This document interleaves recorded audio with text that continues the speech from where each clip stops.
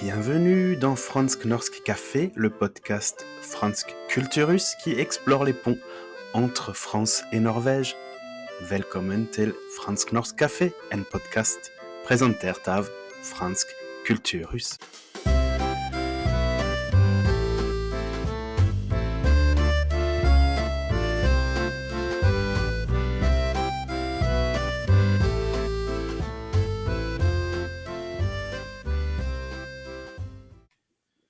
Et bonjour, velkommen i denne episoden av Fransk Norsk Café har jeg besøk av Jan de Caprona, filolog, forfatter og lidenskapelig språkmenneske. Han kjent for det monumentale norsk etymologisk ordbok som vant Brageprisen i 2013, og for kjærlighetens etymologi. Nå han aktuell med et nytt storverk, etymologisk ordbok over verdens stedsnavn. Med en oppvekst mellom Frankrike, Italia og Sverige, et liv i Norge siden 1985, har han en unik flerkulturell bakgrunn. Og i samtalen i dag selvfølgelig, skal vi snakke om språk, etymologi, kultur og alt mulig. Donc, dans cet épisode, j'ai la chance d'avoir Jan de Caprona, que je veux avoir depuis longtemps dans ce podcast, philologue, écrivain, passionné des langues, lauréat du Brageprix en 2013 pour son dictionnaire étymologique du norvégien. Il revient aujourd'hui avec un dictionnaire d'étymologie sur les lieux du monde, enfin le nom de lieux dans le monde, en norvégien pour l'instant, et bientôt en français, on l'espère, on en parlera pendant l'entretien. Bonjour Jan. Bonjour Gilles. Så vi starter med den norske biten. Du har vokst opp i Italia med en svensk mor og en fransk-amerikansk far. Hvordan formet denne bakgrunnen din interesse for språk? Ja, jeg vokste opp med 4 språk. Svensk som morsmål, fransk på den franske skolen i Roma, og som jeg også brukte med min far. Italiensk med venner, og som jeg hørte i media. Og engelsk som mine foreldre ofte brukte seg imellom. Og på skolen hadde jeg i tillegg italiensk, engelsk, klassisk latin og spansk. Klart jeg ble nysgjerrig på språk og ordenes opprinnelse. Ja. Og at franske ord ofte beslektet med italienske og latinske ord, det enkelt å se. Men ikke alltid. Og det var forvirrende. For eksempel, ordet for hest på fransk cheval, og på italiensk cavallo. Og det stemmer absolutt ikke fra latin equus, hest, som gitt equitation på fransk hesteridning. Ja. Men problemet her equus, hest, på klassisk latin, mens cheval og cavallo stammer fra latin caballus, hest, ofte dårlig hest, av uviss opprinnelse, og det kom fra senlatin, det vil si fra 300-tallet cirka. Okay. Og språk som fransk og italiensk, de stammer ikke fra klassisk latin, men de stammer fra senlatin. Og i den perioden mellom 50 før Kristus, som latin til Cæsar og Cicero, til 300-tallet, så har latin importert massevis av ord fra keltiske språk, germanske språk, men først og fremst gresk. Ja, ok. Men hvordan det at en person som deg med fransk, amerikansk, italiensk og svensk bakgrunn blir en ekspert også innen norsk? Fordi din bok, Norsk etymologisk ordbok, ble jo fenomen på en måte, med bestselger og Bragepris i 2013. Hvordan ble du ekspert innen norsk også? Hvordan det at man kan så mange språk? Nei, for det første, jeg kan noen språk, men de veldig nært beslektede språk. Okay. Jeg kan lese 4 germanske språk, det vil si engelsk, norsk, svensk og dansk, og 5 romanske språk, fransk, italiensk, spansk, portugisisk og katalansk. Okay.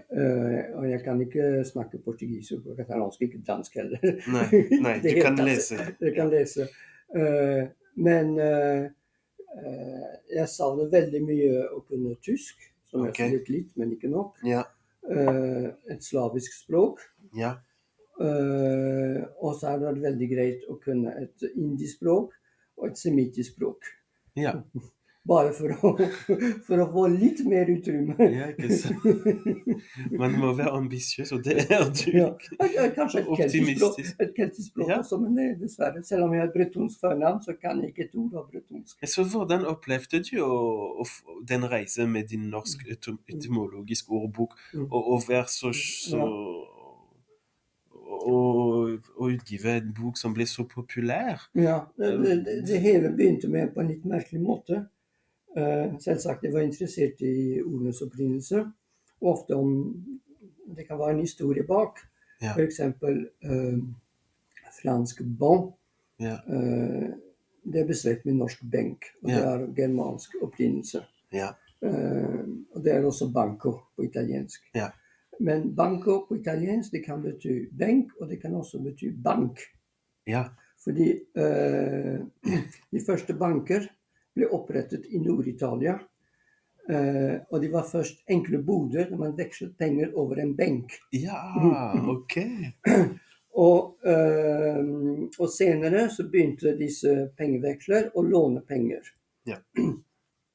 Og når de ikke kunne betale tilbake kundene, så sies det at deres benk ble symbolsk brukket. Og på italiensk, en brukket benk, det er bancorotto. Dermed bankerotto på norsk og bankrott på fransk. Ok. Det er helt utrolig, og jeg synes det også, jeg skjønner deg nå i mange år, din måte å forklare ting på en morsom måte. Ja. Men interessen for etymologi, den for både stedsnavn og senere for det norske språket, det begynte på et helt annet område. Okay. Jeg utdannet meg for å jobbe med humanitær bistand. Ja. Og jeg jobbet i Norges Røde Kors, men det var en tøff hverdag. Fordi selv om jeg jobbet hovedsakelig på hovedkontoret, det jeg leste hver dag, det var ord som jordskjelv, sult, sårede, torturerte, aids, drepte. Ja. Og min lille tilflukt, det var å lure på hva betyr dette stedsnavnet? For eksempel Eritrea, land ved Rødehavet, det kommer fra gresk erythros, rødt. Og erythros er gjennom en felles indoeuropeisk rot beslektet med fransk rouge og norsk rødt. Kamerun, det kommer av at portugisiske sjøfarer så mange reker, Camarões på portugisisk, i en elv. Og så kalte de elva Rio de Camarões. Okay. Og det har gitt navnet til landet også. Din nye bok som kommer nå, som har akkurat kommet, handler om verdens stedsnavn. Hvordan begynte dette prosjektet, nemlig det prosjektet, og hva var det største utfordringen underveis? Jeg begynte å skrive den like etter at jeg ble ferdig. Først, etter at jeg ble ferdig med Norsk etymologisk ordbok, så skrev jeg den lille kjærlighetens etymologi, som var mer å utdype temaet kjærlighet, som var spredd over veldig mange temaer. Norsk etymologisk ordbok er ordnet etter 56-57 ulike temaer. For å se utviklingen av ordforrådet og historien til et ordforråd. For eksempel med musikk så kan man se at først er det litt norrønt, ikke mye, og så er det en god del gresk, veldig lite klassisk latin, litt kirkelatin, og så plutselig en flom av italienske ord, for det er de som skapte klassisk musikk, og barokkmusikk, og så kom noen franske og tyske ord, og så gradvis så begynte klassisk musikk å importere ord fra andre språk, gjennom danser, melodier, folkemelodier som bourré og country dance, som ble kontradans. Og etter hvert så ble avstanden til klassisk musikk for stor, så man kunne ikke absorbere det.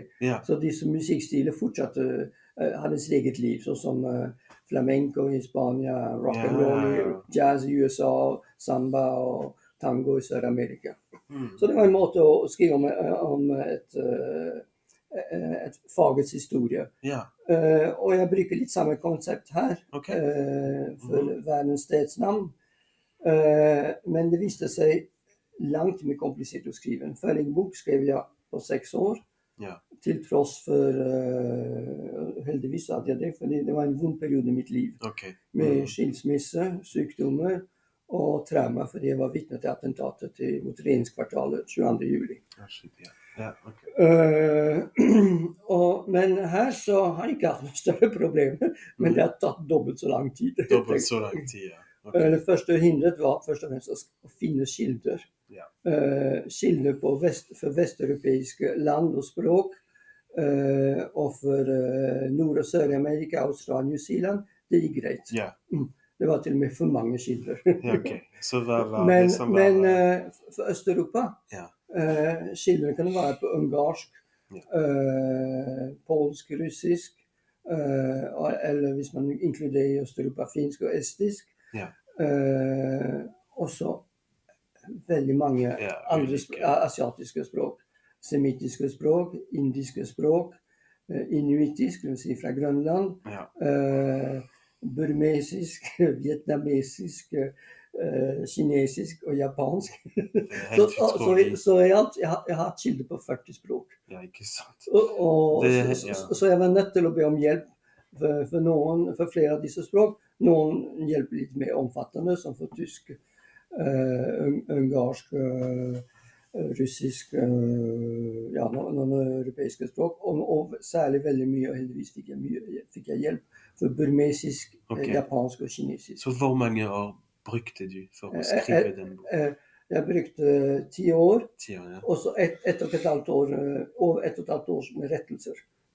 Det er helt utrolig. Jeg tror Men det mest jeg må spennende var kanskje å skrive om kinesisk. Ok, For de kinesiske stedsnavn de ligger helt fjernt fra vår verden. ok. Men så oppdaget jeg at ved å lære seg noen titalls tegn, Ja. eller bare kjenne igjen dem lydmessig, og hvordan de skrives, så kan man gjette seg fram til veldig mange stedsnavn. Ok. Det må kontrolleres i kilder, selvsagt. Ja, ikke For sant. eksempel Beijing, Bei Nord, Jing hovedstad. Ok, ja. Og fordelen med kinesiske tegn, det er at de har absolutt, de gjenspeiler ikke uttale i det hele tatt. Ok, Så hvis uttalen til Beijing forandrer seg fra Beijing til Beijuan, eller Beijuan, jeg vet ikke hva, ja. det spiller ingen rolle. Det staves på samme måte. Ja, ok. I motsetning til for eksempel Bjørgvin, Ja. Hansabyen Bjørgvin, har etter hvert gitt Bergen. Og mellom Bjørgvin og Bergen har det vært mange mellomstasjoner. Ja, ikke sant. Så når du snakker om stedsnavn, vi snakker om byer eller og regioner, hva er det vi finner i boken? Ja, det spørsmålet får jeg veldig ofte. Og da svarer jeg med et land der det var enkelt å velge, det er USA. Ja, Fordi det er et stort land, og det er mange delstater. ikke sant. Men ved stort land, så stort land synes jeg det er berettiget å ta med alle delstater, Ja. alle delstatshovedsteder, Ok, og så de viktigste byer, de viktigste øyer, Ok. de viktigste fjell, de viktigste innsjøer, og også steder som er kjent av ulike grunner, som Ikke sant. Waikiki, stranden i Honolulu, ja. eller Gettysburg, når han har slaget og talen til Abraham Lincoln. Ja, ok. De må med. helt Ja, enkelt. det må vi ta med. Ja. Ja, Men absolutt. tilbake til kinesisk. Ja, Beijing, Jing nord, Bei nord, Jing hovedstad. Nanjing, den tidligere hovedstad som er med i sør. Nan sør, Jing hovedstad. ja, ok. Øya Sør-Kina nær Vietnam, Hainan. Hai hav, Nan sør. Sørhavet. Ja, ok. Shanghai, Shang, det betyr på ved. Ja. Hai, hav, det betyr på havet, ved havet. Ikke sant. Og så fortsetter det. Ja, så fortsetter det sånn. Ja, finne en sånn pattern som... Ja. Hvordan får du tid til å skrive sånne utrolig store og spennende bøker? Nå er jeg pensjonist siden 2020, så det går jo bra. Ja. Men jeg måtte ta permisjon fra Riksrevisjonen tidligere. Ja, ikke sant. Selv om Riksrevisjonen er et veldig godt egnet sted for å skrive bøker på fritiden. Ja. Og folk lurer på hvordan kan du si noe sånt? Jo, fordi Riksrevisjonen eh, Stortingets kontrollorgan, så vi kontrollerer hva Ja. Forvaltningen gjør, offentlig forvaltning. Ja. Og når man jobber i Riksrevisjonen, det er ingen i den offentlige forvaltningen som ringer frivillig til Riksrevisjonen. Nei. Nei, Og det gjør de betyr nok at ikke. telefonen ringer veldig sjelden. Ja. Og det betyr at vi planlegger arbeidsdag som vi vil, Ja, og den gjennomføres i stor grad som vi vil. ikke sant. I motsetning til andre steder, der bare for å ta departementet, Ja. man kommer på jobben og sier du, Dagbladet har en sak om Ja, statsrådet, man må svare kan på du svare, og Ja, så videre, og så absolutt. videre. Og når man kan planlegge sin arbeidstid, skal man planlegge sin fritid. Det vil si, når vi skulle bli ferdig med en rapport, så var det noen måneder eller uker der det ble lite tid til skriving på fritid, fordi kanskje vi jobbet litt overtid, og så var vi utpumpet på kvelden. Ikke sant. Men andre perioder så var det mye greiere. Ja. I tillegg, Riksrevisjonen er et veldig stimulerende sted, Ok. fordi vi jobber på veldig mange ulike faglige områder. Vi har jobbet på forvaltningens utfordringer med humanitær bistand, Ja. skredfare i norske kommuner, Ja. problem med drikkevann, problem med integrering av Mye innvandrere. variasjon, ikke Ja. sant. Mm. Så er du forfatter, finn deg en jobb på Riksrevisjonen. Ja, i min avdeling var vi 3 forfattere. Ja, ok, se. Det er en ting, altså. Tror du at etymologi kan være en bro mellom kulturer? Syns du at du ble mer kjent med andre gjennom din jobb eller ditt arbeid med etymologi og utforske opprinnelse av steder og navn? Jo, det er en måte, Ja. en litt spesiell måte, men det bidrar. Det bidrar, kan ikke være den eneste måten å tilnærme Nei, seg. selvfølgelig. Men selvsagt, når jeg leste om kinesiske stedsnavn, så ble jeg mer obs på Ja. kinesisk kultur. Ja. Men det kan gjelde også andre veien. Det vil si, når jeg skrev om Midtøsten og senere om land i helt Thailand, så oppdaget jeg av ordet utlending på veldig mange av disse språkene der. Det er faranj, eller faranji. Ok. Og det kommer fra franker. Ja. Fordi frankerne var de ledende i korstogene, og de var kjente for sin brutalitet. Ja, ok. Så jeg fikk, ok, ja, vi har ikke vært så snille. Nei, det er ikke sant. Jeg foreslår at vi fortsetter på fransk. Alors, c'est parti pour le français.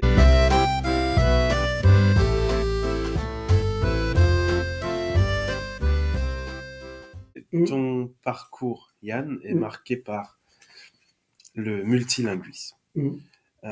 Comment tu jongles entre toutes ces langues dans ton quotidien? Donc là, tu vis plutôt à Oslo, mais je crois que tu voyages beaucoup aussi. Est-ce que c'est facile de jongler comme ça tout le temps entre les langues? Et c'est quoi ta langue principale finalement? Non, comme beaucoup de gens, beaucoup de gens jonglent avec des langues ou des dialectes aussi. C'est le cas aussi pour moi.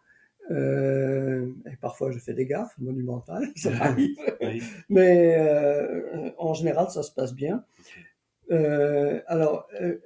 Pour la langue écrite, celle que je maîtrise de loin le mieux, c'est le français. Oui, c'est ça. Et quand j'écris dans d'autres langues, je fais souvent des petites fautes. Oui. Bon, les gens comprennent, mais... oui, il peut y avoir des fautes. Oui. Oui. Quand je dois parler avec un animal, un chien, un chat, c'est le suédois qui me vient spontanément. C'est vrai? C'est la langue maternelle. C'est ta langue. C'est chou, ça. C'est d'accord. Donc les animaux, c'est suédois. Oui, non, mais c'est assez classique, dit-on. D'accord. Que la langue maternelle, c'est plutôt pour les animaux. Comme j'ai appris à conduire en Italie, mon vocabulaire routier, pendant plusieurs années, était en italien. Ah. C'est vrai. Et il m'arrivait de... Les insultes aussi, quand tu... Non, les insultes, non. Mais il m'arrivait de pas trouver les mots en français. Ah oui, Et je disais des choses atroces comme, au lieu d'embrayer, je connaissais pas le mot, je oui. disais schiaccia la friction. Schiacciare la frizione. Sur la friction. Oui, d'accord. Ou arrête-toi au sémaphore. Bon, Bon, bah, donc, arrête-toi au feu rouge. ouais, c'est ça. Donc, tu as trouvé la solution, le multilinguisme chez Oui, toi, c'est une oui, langue oui, par oui, thème, oui. finalement. Non, pour la langue administrative, je Ouais, suis plus à l'aise avec le norvégien c'est maintenant, ça, bien sûr. puisque tu vis Oui. ici depuis très longtemps. Euh, Ouais, Si je dois penser à une mélodie, etc., c'est une mélodie en anglais. ouais. Parce que c'est ce que j'écoute le plus. Alors, dans tes dictionnaires, Mm, qui sont donc disponibles, hein, je le mm, redis, mm, en mm, norvégien, dans toutes les librairies, mm. dont Les bibliothèques. oui, les bibliothèques, mais Oui. qui peuvent être achetées aussi. Enfin, Le premier, c'est difficile de trouver, oui, par oui, exemple. mais le dernier, Le dernier, oui, oui, oui, j'espère. on est d'accord quand même. Bon, euh, tu combines rigueur scientifique et une forme de passion, en fait, puisqu'on Mm, sent ta mm, passion. Et mm, comment tu arrives à rendre l'étymologie vivante mm. et Bah, accessible, finalement? D'abord, je mets l'accent sur le fait, je le dis dans les introductions de mes dictionnaires, je ne suis pas un chercheur. Oui, J'ai une formation universitaire en économie, histoire, géographie, mais pas oui, en langue. oui, Mais j'utilise, si possible, des ouvrages d'universitaires, oui, mais parfois c'est pas suffisant. oui, Il m'arrive pour ce dictionnaire des noms de lieux d'utiliser des guides touristiques, ouais, pas ceux qui sont uniquement orientés pour les choses pratiques, parce oui, que bien sûr, non, ça marche pas, bien sûr. mais ceux qui sont orientés vers la culture et l'histoire. Certains, j'ai trouvé, ont été écrits par des membres de l'Académie française, par exemple. Ouais, ouais, oui, Euh, oui, donc il y a une certaine rigueur. Je ne suis pas le seul. Le plus grand écrivain du dictionnaire nom de lieu, Adrian Room, oui. pour son dictionnaire sur le nom de lieu en Afrique, dit qu'il l'a fait aussi. D'accord, oui, oui, c'est ça.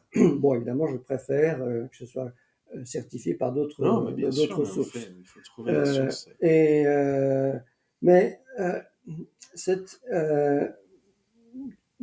pour la langue courante et le nom de lieu, il y a des étymologies qui ne sont pas passionnantes. Ouais, Le Mont Blanc, ouais. c'est la montagne blanche. Oui, bien sûr, oui, parfois Alors, c'est bon, ben, j'ai très. réussi à trouver que Ouais, on l'appelle aussi localement la montagne maudite parce qu'il y a eu oui, beaucoup pour d'accidents. des histoires un peu locales. Mais Oui, j'essaie de trouver aussi ouais, d'autres histoires. Et parfois, je dérape complètement, ouais, mais je crois que le lecteur apprécie. Par ouais, exemple, le premier chapitre que j'ai écrit sur le nom de lieu, c'était l'île Maurice. oui, Tout simplement parce que mon père était revenu d'une conférence des Nations Unies à l'île Maurice d'accord. avec une carte de l'île et Ouais, plein de noms oui, c'est ça. fantastiques. Flic-au-flac, flac, Ouais. cure-pipe, pamplemousse. D'accord, Et oui, puis oui. alors, Ça t'a inspiré. oui, pamplemousse, je me suis dit, d'où ça vient? Ouais, Alors, c'était pamplemousse en néerlandais, parce que les premiers qui sont implantés à l'île Maurice, c'est c'était les vrai. néerlandais. Ouais, Pamplemousse, ça veut dire pamplemousse, ça a été ouais. traduit en français. Mhm.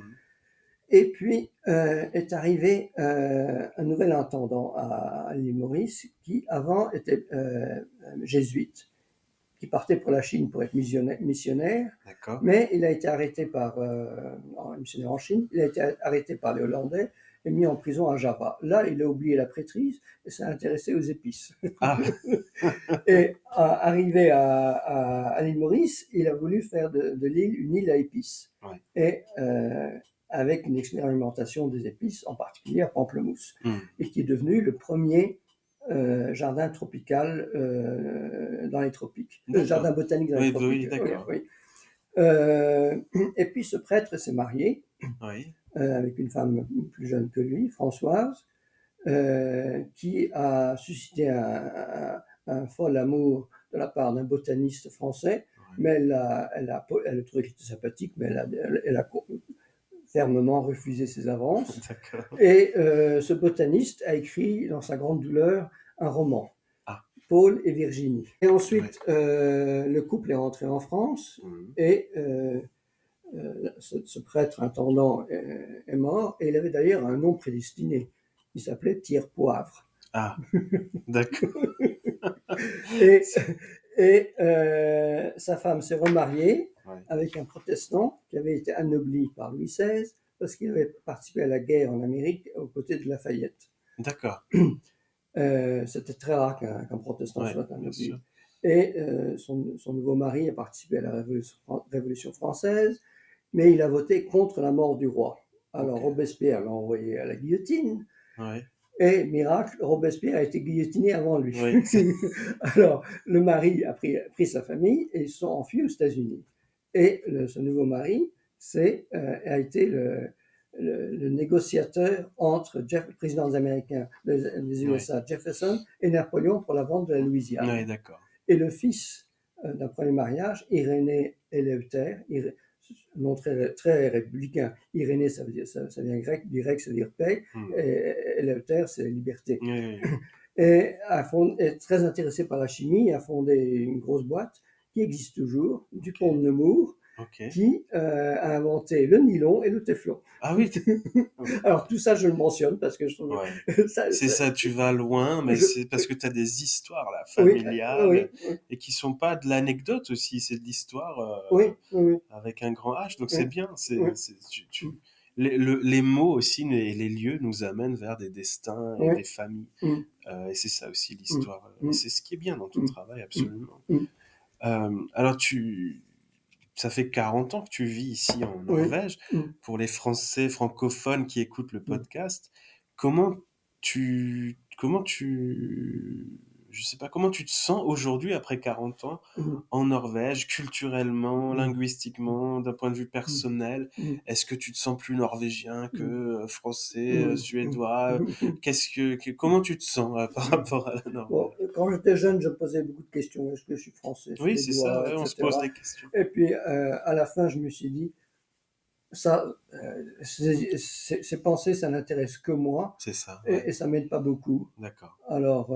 comme on dit en anglais, in Rome, do as the Romans do. Alors, Ouais. quand j'habitais en France, je dis, bon, bah, je suis français, enfin, C'est c'est tout. ça, ouais, Et puis, quand j'irai en Suède, je je serai un changerai, voilà, Suédois, c'est ça. et je me comporterai comme un Suédois, à Voilà, Rome comme un Italien, et puis donc plus ou tu moins. fais pareil Oui, ici. oui. Ouais, Euh, je veux dire, quand je suis arrivé en Norvège, bon, je parlais suédois, ça a beaucoup aidé. bien sûr, Donc, puis j'étais marié avec une Norvégienne. oui. Le seul problème que j'ai eu, c'était la reconnaissance de mes diplômes universitaires. Oui, c'est un Euh, problème assez récurrent. oui, parce qu'à l'université, ils ne comprenaient rien. Oui, oui, bien sûr. Ils voulaient juste me donner 2 ou 3 ans d'études. Mais Oui, je dis, moi, je l'ai pas, j'ai fini mes études, je oui, veux c'est ça, travailler. non Mais merci. alors, les employeurs, à partir du moment où j'ai réussi à travailler un peu en Suède et puis en Norvège, c'était parti. C'est ça, une Mm, fois qu'on est oui, lancé, oui, c'est bon, il n'y a oui. plus.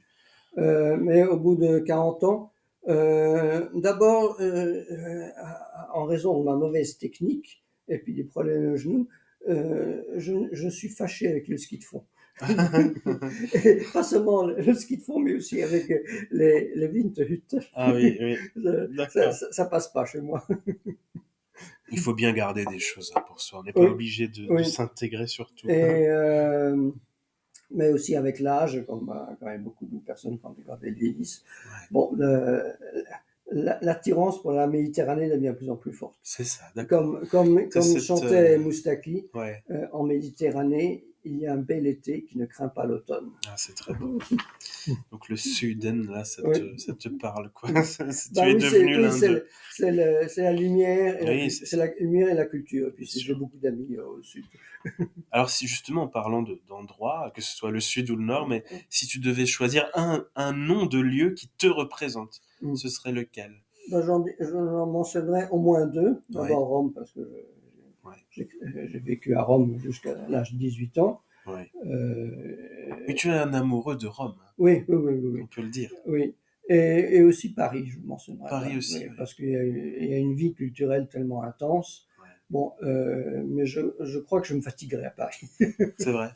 Bah, j'ai l'impression qu'il se faut le rythme. C'est un Ouais, rythme. il faut suivre. C'est un peu plus, Oui, ça bouge un peu plus oui, qu'Oslo. et il faut briller. Il faut briller. Et ici, on n'a pas tellement besoin de briller. C'est plus reposant. C'est plus reposant, c'est Oui. vrai. Ton nouveau livre, il peut apporter quoi aux lecteurs francophones ou norvégiens en général intéressés par l'histoire et la culture? Qui doit acheter ce dictionnaire d'étymologie des noms Bah, de tout le lieux? monde. Tout le monde, ouais. Bah oui, bien sûr, tout le monde. Pas les nourrissons, mais Non. enfin, bah, du moment qu'ils peuvent lire le norvégien, Ouais, c'est bon. c'est bon. Mais euh, Ben, d'abord, ceux qui s'intéressent à l'origine des noms de lieux, ceux qui s'intéressent à l'histoire, à la géographie, et puis aussi à la langue elle-même. J'ai même un petit chapitre sur tous ceux que j'ai trouvé de mots de la langue norvégienne dérivés de noms de lieux. Par exemple, Appelsin, c'est-à-dire orange. Ouais. En norvégien, ça veut dire pomme de Chine, Ah, en fait. ah oui, Euh, d'accord. Baldaquin, ça vient de Bagdad, en Irak. Ah oui, oui, ok. Persienne et fashken, c'est-à-dire pêche, Ouais, ça dérive de Perse. ouais, Les jeans, oui, ça veut dire en fait en anglais toile de Gênes, parce que c'était importé de la ville de Gênes en oui, Italie. oui, On faisait une toile très oui, dure, ouais. bleue, pour les marins. D'accord, d'accord. Euh, une toile similaire, c'était Ah denim, oui, ça oui, vient de comme des nids. Nîmes en Oui, France. d'accord, oui, oui. Euh, Limousine, ça vient bien sûr du Limousin en France. Oui, oui.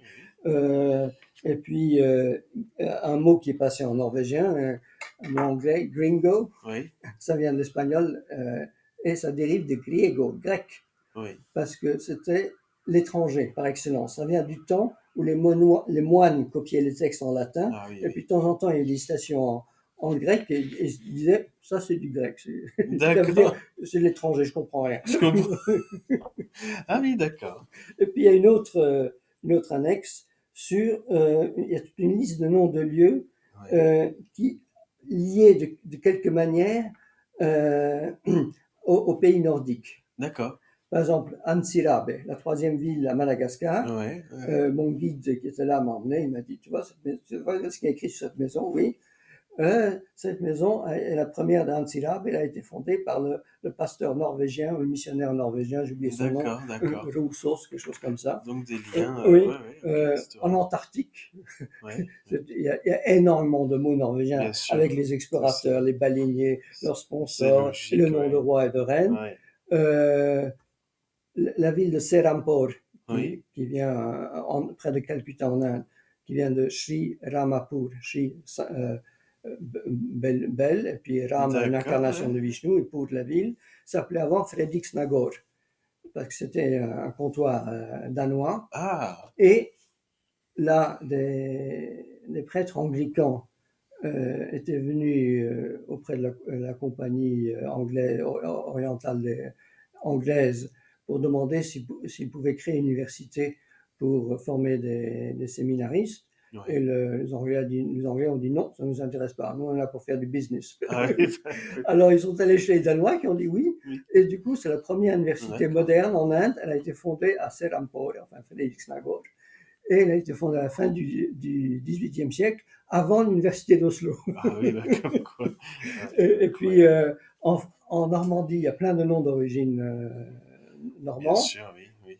Le plus curieux, c'est Etinhus. Ah, Etinhus, qui vient de Steinhus. oui, oui, Oui. c'est vrai.